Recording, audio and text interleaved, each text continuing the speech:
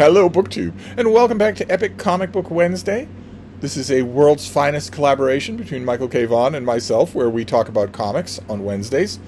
Any kind of comic, he picks what we talk about, but it can be anything. It can be a run, or a title, or a concept, or a character. And today he picked a classic Superman story. Michael K Vaughan is a huge Superman fan, so am I. And he picked a story. When you love a character, and comics have been going on for 80 years, you see some stories or storylines become classics, and some of them don't quite sit with you. You do it anyway. You acknowledge it, but when it comes to Superman, for instance, is a perfect example. Superman has storylines, particular issues or arcs or whatnot, that are widely considered classics that I wholeheartedly agree with. I've mentioned many of them on this channel before. I believe I've done a Superman starter kit. But then there are other things that everybody loves, except me. I like them, or I even maybe don't like them. One thing that comes to mind here is All-Star Superman. I don't know a Superman fan who doesn't love that, and I don't particularly love it. And Mike for today picked one from decades ago that is very similar to that. It's Superman for All Seasons by Jeff Loeb and Tim Sale. Tim Sale does the artwork here. It was a 4-issue miniseries. I bought it when it was coming out, and I have the hardcover with a particular translucent dust jacket somewhere here. I have no idea where. I looked for it. I couldn't find it. And I thought all of my superhero graphic novels were together, but apparently not. Because I know I wouldn't have got rid of it. It is classic Superman. And this is a 4-issue miniseries that shows us 4 different periods in Superman's life, but mainly it shows us what, for want of a better phrase, would be Superman's coming of age.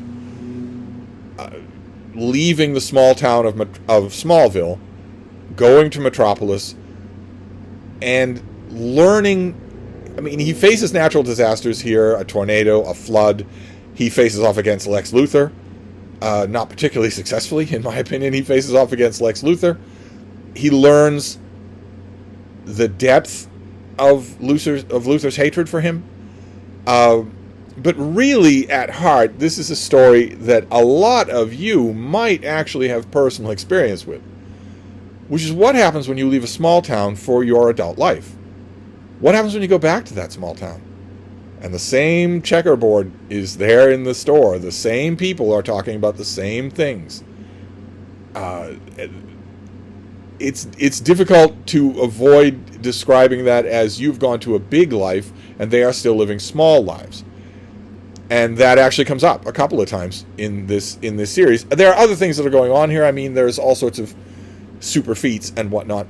But I think the heart of this thing is what your small town friends, the ones you grew up with, what do they think of you when you come back home a success?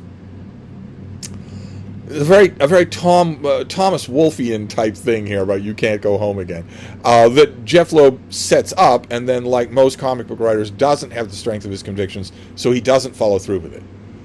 He sets up a story in which Clark Kent, not Superman, but Clark Kent, wouldn't ever fit, so to speak, back in Smallville. He sets up that story, and then he can't do it, so he doesn't do it.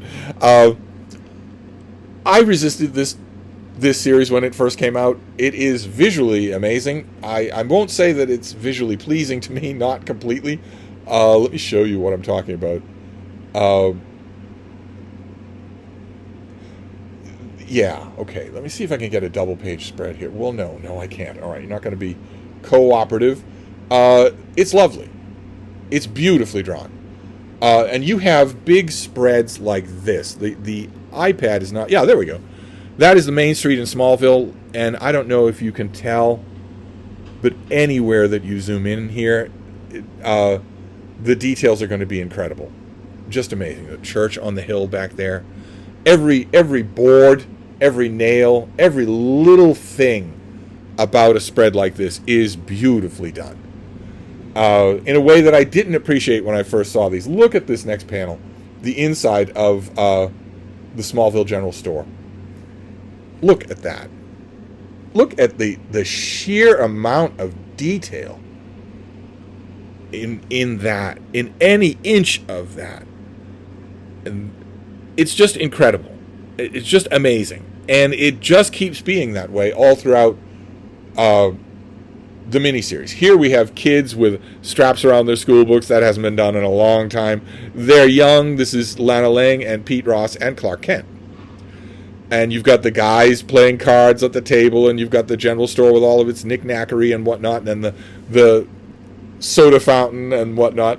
And each issue of this is a different season, and we see in summer, for instance, there are small electric fans with little waving ribbons on them to show you that the fans are cooking full steam. Is beautifully done. Just beautifully done. Regardless of the writing. It's just gorgeously drawn. But I had my problems with it. This first installment is set, for instance, in Smallville, when Clark Kent is a teenager. And we have wonderful stuff with him and his adoptive parents, Ma and Pa Kent. Beautiful visuals, amazing dialogue between them, as Jeff Loeb has a really good idea of why the Kents would be so special, and that's crucial to understanding why Superman is so special. You have to understand how he was raised. The whole point of Superman is how he was raised. The whole point of Superman, I say this as a diehard Superboy fan, so of course I would, but the whole point of Superman is Smallville. You have to know how he's raised, and to know that, you have to know the Kents. But there are some marvelous double-page spreads here. Superman has revealed his identity to Lois Lane, or to Lana Lang, and is flying with her over the Kent family farm. With the coloring and the details there, just amazing. Just absolutely amazing. And Jeff Loeb does a great job of explaining that in this first issue and all throughout. The Kents are major characters all throughout here. In beautiful imagery by Tim Sale. Just beautiful. I'm leading up to my objection, but I gotta give this its due. At regular intervals throughout this series, he shows us why Clark Kent is who he is. And if you don't get why Clark Kent is who he is, you'll never get why Superman is who he is. Clark Kent is who he is because of the Kents, because of the farm, because of Smallville. Like in the first issue, at the end of the first issue, Clark Kent, the teenager, leaves home for the big city. And we get this. Look at that. He's gone to the field to say goodbye to his father. Look at that. That is incredible. Just incredible. He says to his father, "Do you ever get tired of looking at that?" And Pa Kent says, "No, never have. Guess I never will." Yeah, just amazing. I noticed that when I was rereading this for today. I noticed that is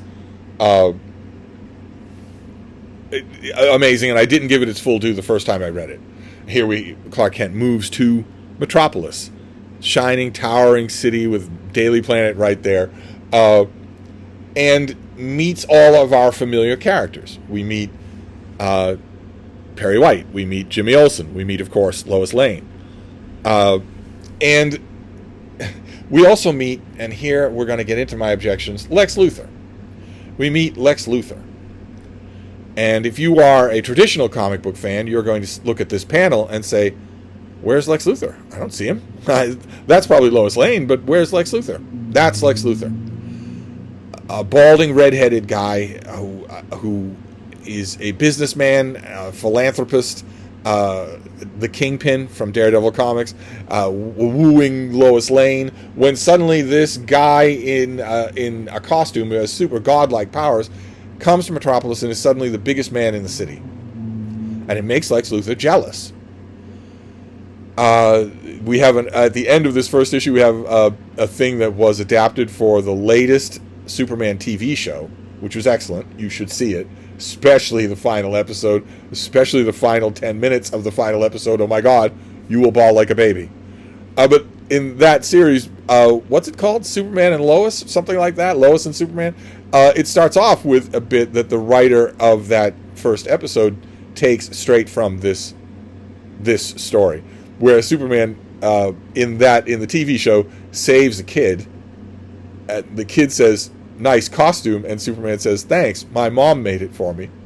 And that's where it comes from. It comes from this, where he's talking to a little kid and about how his mother made his costume for him. That is tremendous. That is amazingly good. You are hearing the butt coming. I know you are, and it is coming. In the by the autumn issue, Superman is well known to the folks of Metropolis. When that particular wind kicks up in the canyons of Metropolis, it's because it's Superman. The problem here, there are a couple of problems. Number one, my main problem that I had with this when it was first coming out is that I simply cannot wrap my mind around a fat Superman. I know artistic styles vary from artist to artist, and we have to respect that, and Sale was great, but I don't want a fat Superman. I just don't. That is just ridiculous. And also, the main problem with this, that is not Superman. That is the Superman Macy's Day Parade balloon. But the problem that runs throughout this is not Jeff Loeb's fault as a writer. It's John Byrne's fault. It's the editorial powers that be at DC deciding in the early 1980s to let John Byrne, the writer and artist John Byrne, do whatever the hell he wanted to Superman. We're done with this gigantic event called Crisis on Infinite Earths, and now we're starting from a blank slate, and we want you to make Superman cool and hip. So change him any way you like, within reason. And John Byrne did that. He made Superman weaker. He eliminated Superman as Superboy. Superman never put on the costume as a teenager in Smallville. Puts on the costume for the first time in Metropolis. He changed Lex Luthor from a mad scientist who is constantly coming up with new and fiendish plans to defeat Superman into a resentful business guy who's going bald in Metropolis. And this miniseries, if I remember correctly, came out not long after John Byrne did all of that desecration to Superman. So what can you do? You can't polish a turd. You're being handed this new reality of Superman when that new reality doesn't work at all. That new reality has no Krypto the Superdog. It has no Superboy. It has the Kents living and being old people in Smallville. It has Superman revealing his secret identity to Lana Lang. It has Superman facing off against a balding plutocrat in Metropolis who take him about 10 seconds. This miniseries takes place in that world, in the world that John Byrne created. So, although it's going to have good moments, it can't have great moments because it's not the real Superman. This is not the real Lex Luthor. It's naturally, it created a bit of resentment on my part because there's only so much you can do with this. And to give them credit, Loeb and Sale do as much as they can. They do a lot. There's some great stuff in here. And great visuals, although I don't mean to...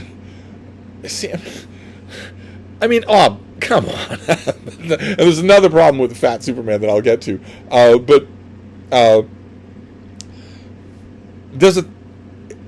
Sale repeats visual motifs from season to season, from issue to issue. Not just the way the characters look, but exact panel arrangements for flying over something and looking down at it in a panoramic view, but also for other things. The scene in the drugstore. We go back to that drugstore regularly throughout the miniseries and see how things have changed. And there's also a scene, it's in the first issue, it's in the second, it's in every issue, where we see Clark Kent musing on his bed. In the first issue, he's doing that in his bedroom in Smallville. In the second issue, he's doing it in his apartment in Metropolis. And this is what the panel looks like. And I don't want to speak ill of Tim Sale, but this is called foreshortening. When something is receding from your view as the viewer towards the figure, in proportion to that figure. Body foreshortening, where a person's feet are closer to you than the rest of them, is very hard to do well. It defeated some of the greatest artists of all time. And we have their paintings, so we know that it did. And it defeats Sale. That is just wrong. That looks weird. And the reason that body foreshortening like this, a body that's laying on a bed, so you're standing at the foot of the bed, and the body is laying on the bed, so it is receding from you. The reason why body foreshortening thwarts so many artists is because body foreshortening is two things. It's how it will work in terms of just optical measurement, but it's also how it works in terms of the human eye. Those are two different things. And you have to draw the second one. If you draw the first one, it's going to look just as weird as this. It's going to look like Clark has midget feet or has had one of his legs amputated. You have to draw the second one. You have to draw what it looks like to a human eye. And the key to realize there is that human eyes compensate for foreshortening. They compensate for it. They make an image. It isn't what the thing actually looks like. They make an image of their own. That's what you see with your human eye, and it has to be what you draw, or your foreshortening is going to look odd. And Tim Sale, I guess, didn't get that because he does this panel 4 times, and it looks odd every time. But anyway, Clark keeps going back to Smallville to see his parents. They are a wellspring for him of wholesomeness. And we get stuff like this. Look at, he is, sorry to block the bean, but it's worth it in this case. They're out in the cornfield and he's hugging his dad. Far from the house and the barn and the sun. That is just amazing. That is just incredible. I'm perfectly willing to admit that, even though I have problems with this. Like, for instance, when we get the Kent family at the table, Clark says that Shelby, the dog, is getting older. Well, no, there's no Shelby the dog. It's Krypto, the super dog, and he doesn't get any older any more than Superman does. Have I got this upside down? I do. There's also, I don't mean to fault either of the creators here. It was much better in the reread than it was in the original read. But there's a professor who lives in Smallville. He is pasty-faced with fading orange hair. It's inevitably visually confusing. You would think in the first draft of this thing, both of them would have noticed that and changed the way the professor looks. So he doesn't look like an older Lex Luthor. But we come back to the general store, and we see that it changes, right? There are changes. If you pay close attention, you will see them. Some things change, and some things stay the same all throughout. But I want to show you another issue that I have with this. You see, Lex Luthor has all of these mechanoid things that fight crime and help people in Metropolis. Superman has no time for them because they're ineffective. They're certainly less effective than he is. And this is a visual nod on Tim Sale's part to the super armor that Lex Luthor used to wear late in his time in the comic books. He was given a suit of super armor. But I want to show you the thing that is bothering me. See, we get Lex Luthor arrested. All of this is drawing straight from the John Byrne run on the new revamped Superman. But you don't revamp Superman, or if you do it glacially. You don't do it wholesale. That all of a sudden because I say so. But you see, we have the rivalry developing between Superman and Lex Luthor, which is pretty good, but that's not Lex Luthor. He doesn't have owl wings on top of his eyes. But I want to show you one other thing here. A thing that, okay. At one point in the Daily Planet offices, Lois Lane, who is an incurable snoop, sees a letter being written to LL on Clark Kent's desk. Now, look at that artwork. That is incredible. You will not do that with 3D modeling. That... By the way, the 3D modeling tends to be why biological foreshortening, like the leg business, goes wrong. Because usually artists will do that. And they will draw what they're seeing instead of what their brain is seeing. And anyway, she sees that letter and she's snooping. What do we have here? When suddenly Clark Kent shows up behind her, saying that the letter is personal. And that's the picture. Lois Lane is a normal-sized human being. Clark Kent is portrayed as 7 feet tall and 6 feet wide. There's no one else in the world who is 7 feet tall and 6 feet wide other than Superman. I admit you have to have artistic license, but it's not just Lois Lane, the Daily Planet's greatest investigative reporter. It's literally anyone in the world would take one look at that and say, "Oh, that's Superman wearing a suit." So, and that was a problem of mine with Tim Sale's Superman, is that you saw the pictures in the Smallville General Store. Clark Kent is dwarfing the stool that he's on. He's 3 times bigger than anyone else in Smallville, and that wouldn't. No one would miss that. No one would say, "Oh well, I guess it's just Clark and Superman." No one would do that. But this goes on. There is a moment that I don't like, where Lois Lane is, unless Clark is never around when Superman is. When Superman's disappeared, Clark is suddenly on vacation.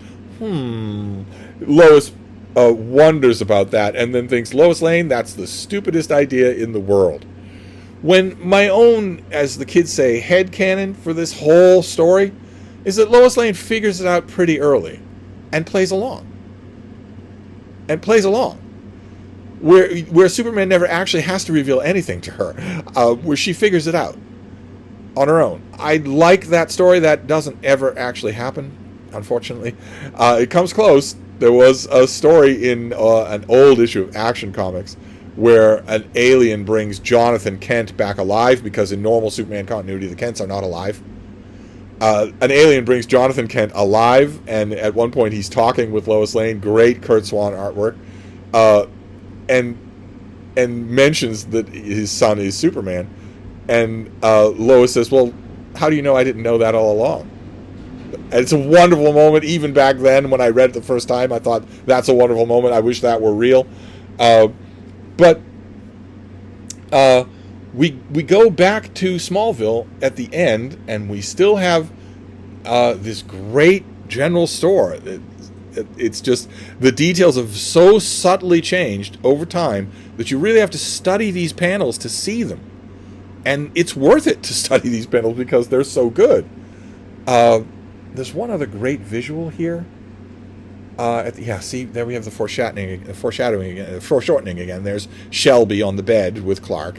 Doesn't work at all because you're not doing it right. I hate to say that to a professional artist, but you're not doing it right. And then we get the last of the panoramic double-page spreads here. You see the similarity with the scene where he was showing Lana Lang the Kent family property from above. We get a visual like that in every issue. We get returning bits like that in every issue. And it's good. It's good. I liked it a lot more this time than I did when I read it originally. The only problem that I have is that it's the wrong Superman. It's well, not just visually. Tim Sale's Superman is fat and balding, but it's the wrong Superman. It's John Byrne's Superman. So it's got all that stuff attached to it that I don't like, and that prevented me from giving this a fair shot originally, and it's made me a little bit sour ever since that this has gone on to become a classic, a reprinted classic of Superman. And I'm a lot less resentful of it now. I'm glad that Mike picked this. I'm glad that he made me go back and reread it, because it is incredibly touching. And there is artwork in here. Not all of it, but there are artwork flourishes in here, 2-page spreads and details and whatnot, that I did not give them full credit. They are astonishing. Just astonishing. Unlike anything in All-Star Superman, for instance. So I'm very glad that we got to this. This is a modern Superman classic, and Mike and I are both huge Superman fans, so great. That is our Epic Comic Books for today. And we will see if we were on the same page, singing from the same hymn book next week. I'll see you then. Thank you, BookTube.